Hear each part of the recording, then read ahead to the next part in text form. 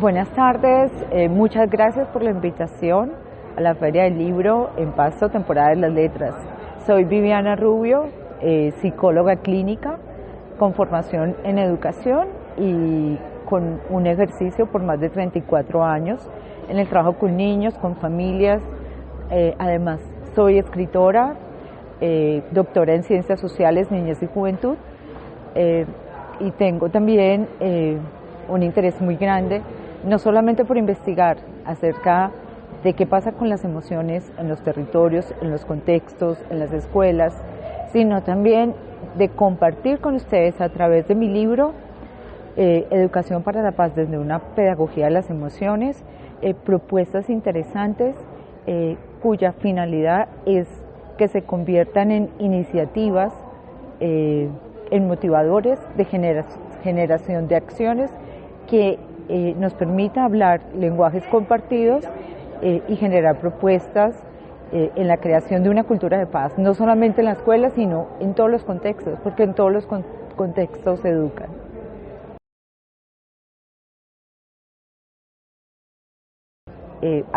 No venía a Pasto desde que tenía 8 años y encontrar gente tan cálida, tan maravillosa, pienso que hace de este un ambiente propicio para que nos pensemos. Quiero adelantarme a una de sus preguntas, y es que tiene que ver con, usted llama Pasto como una ciudad periférica. Puede ser que localmente, regionalmente en el mapa, pueda ser una ciudad periférica por su locación geográfica. Sin embargo, yo pienso que las ciudades periféricas del centro son protagonistas, son importantes, y todos tenemos un compromiso para pensar la paz. Este es un país que ha sido azotado por la violencia, pues todos sabemos, hace más de 70 años podremos decir.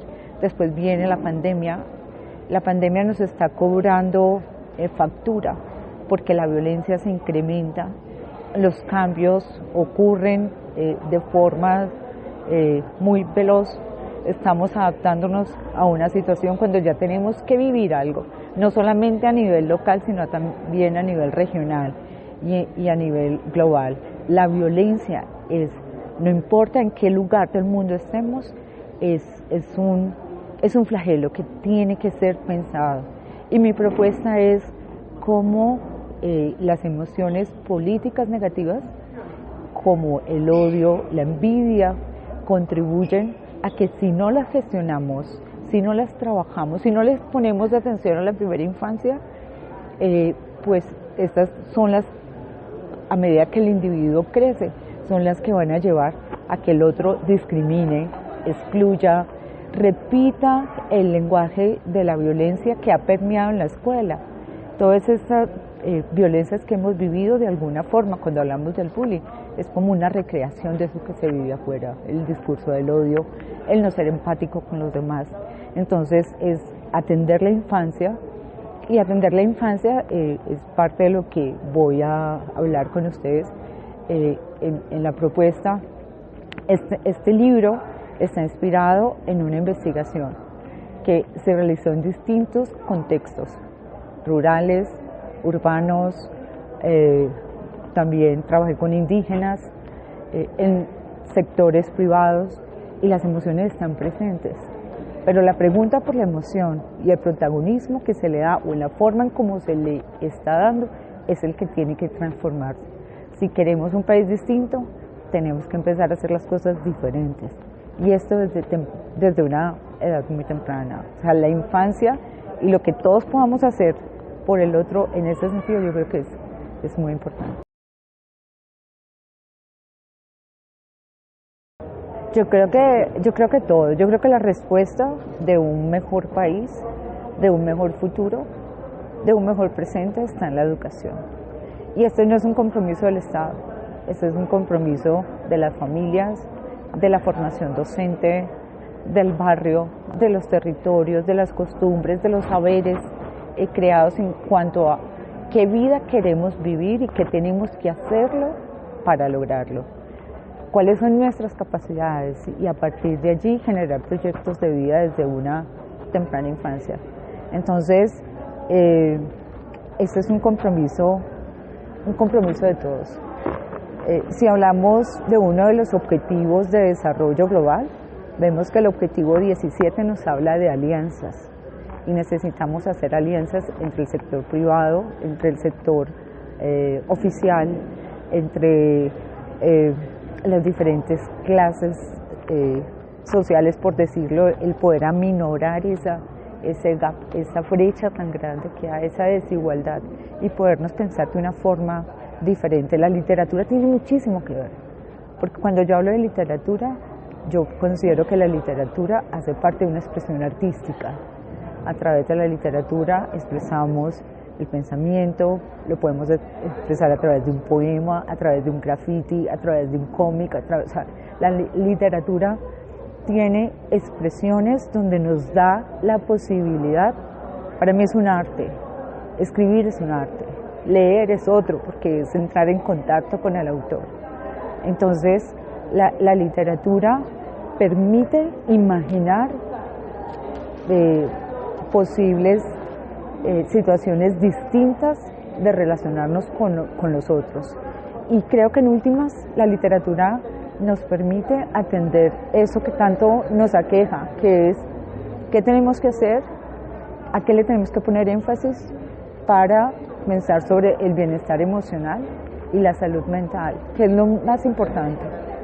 O sea, si logramos que sea lo que predomine, seguro vamos a poder construir una sociedad basada en emociones como el amor, la ética, la compasión, el cuidado por el otro. Algo que quisiera comentarles es que en este libro ustedes van a ver que el arte y la literatura son centrales, son ejes centrales. Se diseñan una serie de talleres que invita al lector a generar sus propios talleres que den respuesta como a las necesidades del entorno, a las poblaciones con las cuales trabaja. Y esto es a través del arte.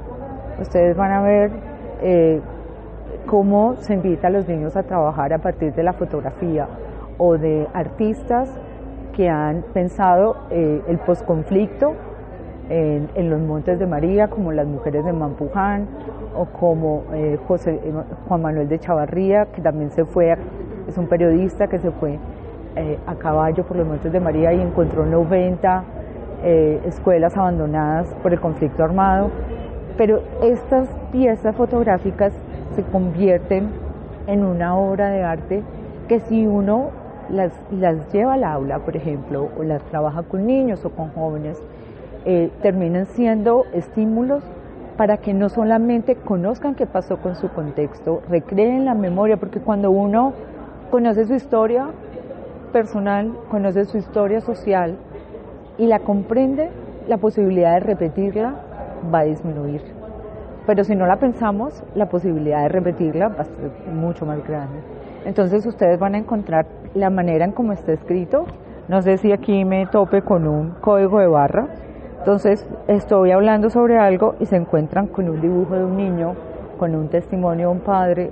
O sea, está lleno de códigos de barras como para hacer altos en la lectura y para que juntos hablo, porque cuando uno escribe un libro o cuando uno lee un libro, uno siempre está conversando con el autor. Siempre es un diálogo también de construcción de saberes.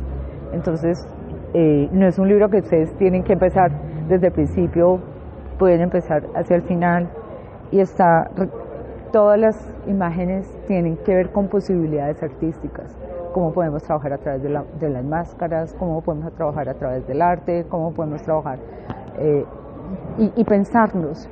Yo creo que sin el arte y la literatura, la construcción de un mundo mejor es imposible.